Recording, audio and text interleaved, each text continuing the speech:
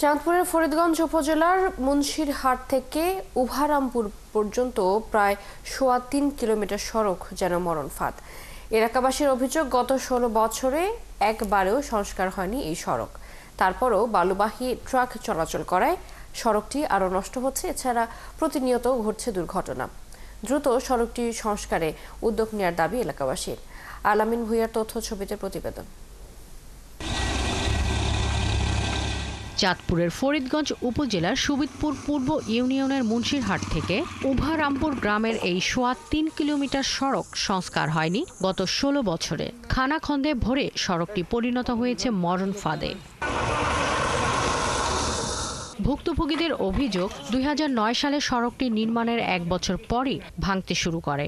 এরপর থেকে আর সংস্কার না হওয়ায় সড়কটি দিন দিন নষ্ট হয়েছে। এতে প্রায় ঘটছে দুর্ঘটনা। রোগীদের হাসপাতালে নিতে সবচেয়ে বেশি দুর্ভোগে পড়তে হয়। বাচ্চারা স্কুল কলেজে যেতে পারে না এবং অ্যাম্বুলেন্স এই অঞ্চলে আসে না, এমনকি বিয়ে শাদীতে পর্যন্ত এফেক্ট হচ্ছে এই রাস্তার কারণে। এই রাস্তা দিয়ে কোনো রোগী নেওয়া খুব কষ্টকর হয়ে যাচ্ছে। আমরা অতি দ্রুত এই রাস্তাটির সংস্কার এবং উন্নয়ন চাই। এলাকার মানুষ আরও জানান, বালু ব্যবসায়ীদের ট্রাক চলাচলের কারণে সড়কে তৈরি হয়েছে বড় বড় গর্ত। এতে বৃষ্টিতে জলাবদ্ধতায় ভোগান্তির পাশাপাশি প্রতিদিন চলাচল করতে ভোগান্তিতে পড়েন ৫ গ্রামের প্রায় ৫০,০০০ মানুষ। ডেলিভারি রোগী যাইতে হইলে খুব কষ্টকর। এই জায়গায় অনেক মানুষ পড়ে আত্মাও ভাঙছে। এখান দিয়ে মনে করে একবার পুরা রাস্তায় আপনার এই অবস্থা বলতে মনে করো কোনো একটা ডেলিভারি গাড়ি বা যে কোনো গাড়ি যাবে রোগী নিয়ে যাক, খুব সমস্যা। এ বিষয়ে স্থানীয় সরকার প্রকৌশল অধিদপ্তরের কর্তারা বলছেন, অর্থ সংকটে প্রকল্প পিছিয়ে ছিল, তবে গুরুত্ব বিবেচনায় দ্রুত ব্যবস্থা নেওয়া হবে।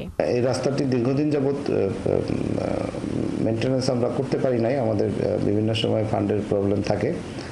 তো সাধারণত উপজেলা রোড এবং ইউনিয়ন রোডগুলি আগে বাস্তবায়ন করার পরে আমরা ভিলেজ রোডগুলি বাস্তবায়ন করি। তো সেক্ষেত্রে এই রাস্তাটি গুরুত্ব বিবেচনা করে আমরা অনতিবিলম্বে এটার প্রাক্কলন প্রস্তুত করে আমরা অনুমোদনের ব্যবস্থা করব এবং টেন্ডার গ্রহণ করার চেষ্টা করব। কাগজে কলমে বা মুখে নয়, দ্রুত সড়কটি সংস্কার করে চলাচলের উপযোগী করে তোলার দাবি জানিয়েছেন ভুক্তভোগীরা। শাকিলা শম্পা, ৭১। এ নিয়ে আরো খবর জানাতে চাঁদপুর থেকে আমাদের সাথে এই মুহূর্তে যুক্ত হচ্ছেন সহকর্মী আলামিন ভূঁইয়া। আলামিন, জানাবেন যে ১৬ বছরও কেন সড়কটি সংস্কার হয়নি, প্রশাসন কি বলছে এই বিষয়ে, এবং এলাকাবাসীর যে দাবি সেই দাবির প্রেক্ষিতে প্রশাসন কি বলছে? ধন্যবাদ চৈতি। গত ১৬ বছর আগে এই সড়কটি নির্মাণ হয়। নির্মাণের পরে আর এইটি কোনো সংস্কার হয়নি। সংস্কার না হওয়ার কারণে এই সড়কটি এখন একটি কাঁচা রাস্তায় পরিণত হয়েছে।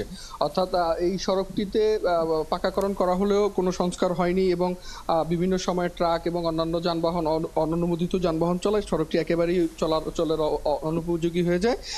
আর স্থানীয় যে উপজেলা, সেখানে কথা বলেছি, জেলায় কথা বলেছি, তারা বলছে যে এটি তারা বিগত সময়ে কেন হয়নি সেই বিষয়ে তারা বলছেন যে নানান সময় নানান সংকট এবং নানান প্রতিবন্ধকতা ছিল, সে কারণেই এই সড়কটি তারা করতে পারেনি। পরবর্তীতে তাদের সাথে দৃষ্টি আকর্ষণ করার পরে তারা বলছে যে এই সড়কটি অতি দ্রুত সময়ের মধ্যে মেরামত করবে এবং তাও এই সড়কটি প্রায় ৩ কিলোমিটারের মতো। এই ৩ কিলোমিটার সড়কের মধ্যে প্রায় ১.৫ কিলোমিটার সড়ক তারা সংস্কার করবে বলে জানিয়েছে। আর স্থানীয়দের মধ্যে এটি নিয়ে চরম ক্ষোভ রয়েছে। তারা বলছেন যে বিগত সরকারের সময় এখানে বিএনপির কিছু লোকজন ছিল এবং নানান কারণে তারা আসলে সরকার এটিকে উদ্দেশ্য প্রণোদিতভাবেই এই সড়কটি তারা কোনো ধরনের সংস্কার করেনি। আমি এখানে একজন স্থানীয় বাসিন্দার সাথে কথা বলতে চাই, তারা আসলে জানাক যে তাদের আসলে কেন এই সড়কটি হয়নি। আমি একটু তাদের কাছে শুনতে চাই, একটু বলবেন। জি, আপনাকে ধন্যবাদ। ২০০৯ সালে এই রাস্তাটি টেন্ডার হয়, তারপরে এই দীর্ঘদিন ধরে এই রাস্তাটি আর সংস্কার হয়নি। এই সড়কটি হলো মুন্সিরহাট বেলি ব্রিজ থেকে উভারামপুর হাই স্কুল পর্যন্ত।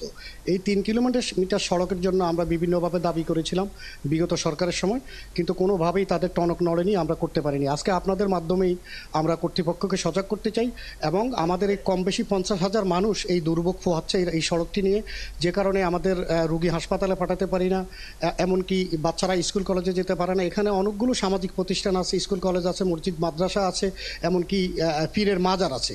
তো সেই কারণে স্থানীয় সরকার যারা আছেন, এলজিইডি কর্তৃপক্ষের কাছে আমরা দাবি জানাচ্ছি খুব দ্রুততার সাথে এই সড়কটি পুনর্নির্মাণ করা হোক।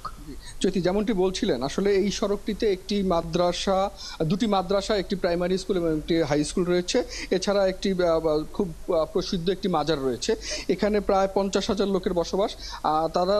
তাদের একটাই দাবি, সড়কটি দ্রুত মেরামত হোক অথবা নতুন করে নির্মাণ হোক, যে কোনোভাবেই হোক সড়কটি চলাচলের উপযোগী করে নেয়। আলামিন, ধন্যবাদ আপনাকে আমাদের সাথে যুক্ত হবার জন্য। চাঁদপুর থেকে আমাদের সাথে যুক্ত ছিলেন সহকর্মী আলামিন ভূঁইয়া।